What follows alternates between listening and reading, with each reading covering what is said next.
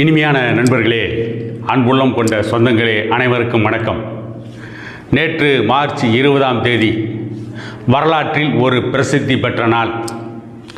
அம்பேத்கரை பற்றி வாய்கிழிய பேசுகின்ற திருமாவளவன் புரட்சி, புடலங்காய், காதல், கத்திரிக்காய், வெங்காயம், வெண்டைக்காய் இதை பற்றியெல்லாம் தொடர்ந்து பேசுகின்ற திருமாவளவன், அவரை போன்ற ஜாதி ஒழிப்பு போராளிகள் பெரியார் பெயரையும் அம்பேத்கர் பெயரையும் ஒரு நாளைக்கு மூச்சுக்கு 300 தடவை உச்சரிக்கின்ற திருமாவளவன் போன்றவர்கள், தன்னை ஜாதி ஒழிப்பு போராளிகள் என்று பிரகடனப்படுத்தி கொண்டிருக்கின்ற வீரமணி போன்றவர்கள் நேற்றெல்லாம் வாய் மூடி மௌனமாக இருந்தார்கள்.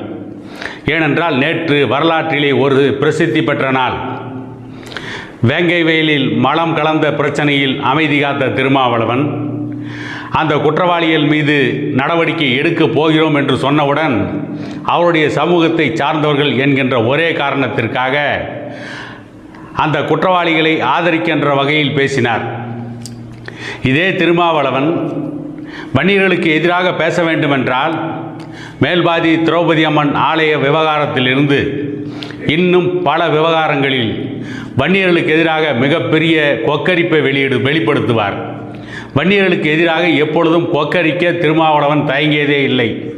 அவரை போலவே அவர் கட்சியில் இருக்கின்ற நாடாளுமன்ற உறுப்பினர் ரவிக்குமார், அவர்கள் கட்சியின் பொதுச் செயலாளர் என்று சொல்லப்படுகின்ற வன்னியரசு, இவர்களெல்லாம் காதல் என்றால் மட்டும் வாயை பிளந்து கொண்டு அடுத்த நிமிடமே அந்த காதலுக்கு ஆதரவாக பேசுவார்கள். ஆணவ கொலை என்று தமிழ்நாடு முழுவதும் ஒரு மிகப்பெரிய பரப்புரையை நடத்துவார்கள். சேலம் மாவட்டம் ஓமலூருக்கு பக்கத்திலே இருக்கின்ற தீவெட்டிப்பட்டியில் அங்கே இருந்த ஒரு ஆலயத்தில் ஒரு கோவில் திருவிழாவில் தகராறை ஏற்படுத்தியவர்கள் விடுதலை சிறுத்தைகள் கட்சியை சார்ந்தவர்கள்.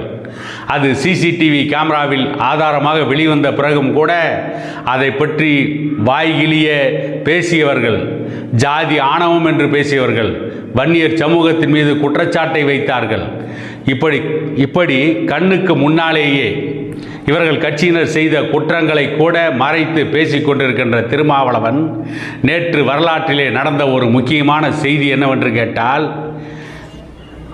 கிட்டத்தட்ட 98 ஆண்டுகளுக்கு முன்பு இதே மார்ச் 20ஆம் நாள் மகாராஷ்டிரா மாநிலம் மகத் நகரில் பொது குளத்தில் தலித் சமூகத்தை சார்ந்தவர்கள் தண்ணீர் எடுக்கக்கூடாது, அந்த தண்ணீரை அருந்தக்கூடாது என்று ஒரு மாபெரும் கொடுமை இருந்தது.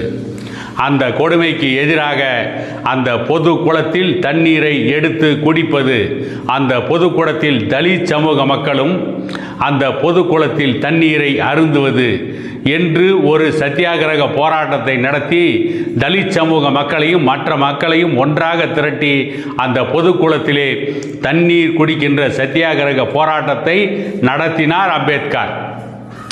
கிட்டத்தட்ட மகாத்மா காந்தி நடத்திய உப்பு சத்தியாகிரகத்திற்கு இணையாக அந்த காலத்தில் அந்த போராட்டம் இருந்தது என்று வரலாற்றிலே பதிவு செய்யப்பட்டிருக்கிறது. ஒடுக்கப்பட்ட மக்களுக்கு, தலித் சமூக மக்களுக்கு இழைக்கப்பட்ட அநீதிக்கு எதிராக அந்த ஒடுக்கப்பட்ட மக்களையும் அவரோடு சேர்ந்த இன்னும் பல சமூகங்களையும் திரட்டி கொண்டு போய் மகத் நகரில் அந்த பொது குளத்தில் தண்ணீர் எடுத்து குடிக்கின்ற போராட்டத்தை அம்பேத்கர் நடத்தினார். கிட்டத்தட்ட அந்த போராட்டம் நடத்தப்பட்டு 98வது ஆண்டு நேற்று மார்ச் 20ஆம் தேதி. இதை பற்றியெல்லாம் பேச மாட்டார்கள். இப்படி ஒடுக்கப்பட்ட மக்கள் எப்படி வஞ்சிக்கப்பட்டார்கள், அவர்களுக்கு எப்படி பொது இடத்திலே அவமரியாதை செய்யப்பட்டது, அதற்கு எதிராக அம்பேத்கர் எப்படி போராடினார், அம்பேத்கர் எப்படி ஒடுக்கப்பட்ட மக்களுக்கான தலைவர், அம்பேத்கர் என்ன காதல், கத்திரிக்காய், புரட்சி, புடலங்காய் என்று பேசிக் கொண்டிருந்தாரா? காதல் தான் ஜாதியை ஒழிக்கும் என்று பேசிக் கொண்டிருந்தாரா? ஆனால் ஒடுக்கப்பட்ட மக்களின் உரிமைகளுக்காக அம்பேத்கர் எப்படி போராடினார் என்பதற்கு மிக பெரும் அடையாளமாக இருப்பது இந்த மகத் சத்தியாகிரகம். இதை பற்றி ஏன் திருமாவளவன் பேசுவதில்லை? இந்த மகத் சத்தியாகிரகம் நடந்து 98 ஆண்டுகள் ஆகிவிட்டதே. அந்த மகத் சத்தியாகிரக போராட்டத்தை நடத்திய அம்பேத்கரை பற்றி வாய்கிழிய பேசுகிறவர்கள் அந்த மகத் சத்தியாகிரக போராட்டத்தை பற்றி ஒரு சிறிய பதிவாவது திருமாவளவனுடைய எக்ஸ் வலைதள பக்கத்திலே போட்டிருப்பார்களா? முகநூல் பக்கத்திலே விடுதலை சிறுத்தைகள் கட்சியை சார்ந்தவர்கள் ஒரு பதிவாவது போட்டிருப்பார்களா? ஆனால் நாம் தான் பேசுகிறோம். காரணம், ஒடுக்கப்பட்ட மக்களுக்கான உரிமைகளுக்கு அவர்கள் போராட வேண்டும். ஒடுக்கப்பட்ட மக்கள் தன்னுடைய சலுகைகளை பெறுவதற்காக போராட வேண்டும். அதை விடுத்துவிட்டு மற்றொரு ஒடுக்கப்பட்ட சமூகம், மற்றொரு பிற்படுத்தப்பட்ட சமூகத்திற்கு எதிராக தாழ்த்தப்பட்ட சமூகத்தை, பறையர் சமூகத்தை திருப்பி விடுவது மாபெரும் கொடுமை.